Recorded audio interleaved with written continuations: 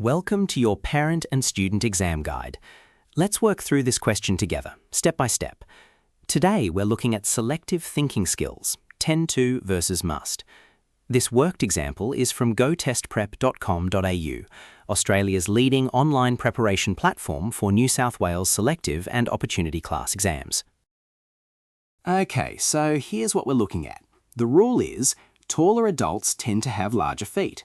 Monaro says, your dad wears size 9 shoes, and he's not as tall as my dad, so my dad's shoe size must be at least 10.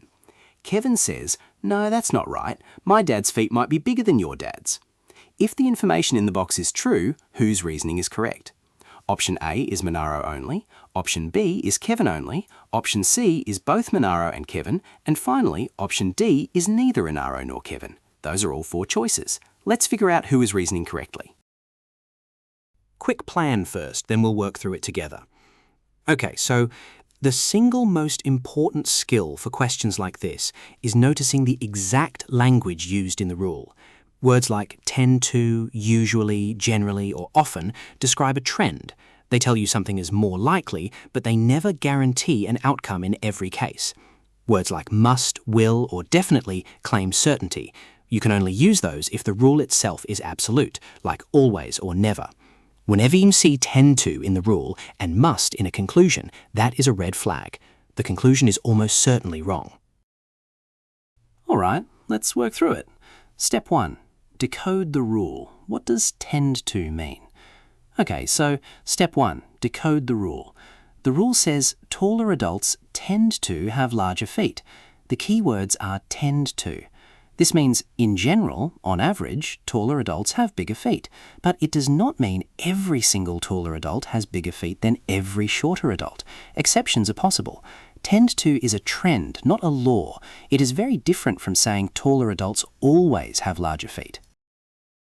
Right, step 2. Evaluate Monaro and Kevin. Okay, so step 2. Evaluate each speaker.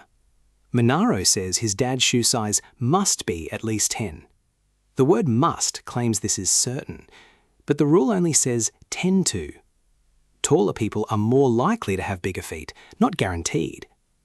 Monaro's dad could easily be an exception and wear size 8 despite being tall. Must is too strong a conclusion from a tend to rule. Monaro's wrong.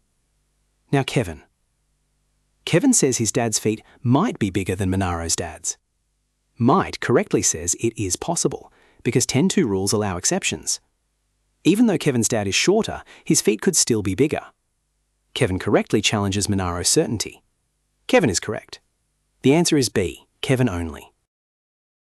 Okay, so the correct answer is option B, Kevin only. Nice work following along. If you found that helpful, visit gotestprep.com.au.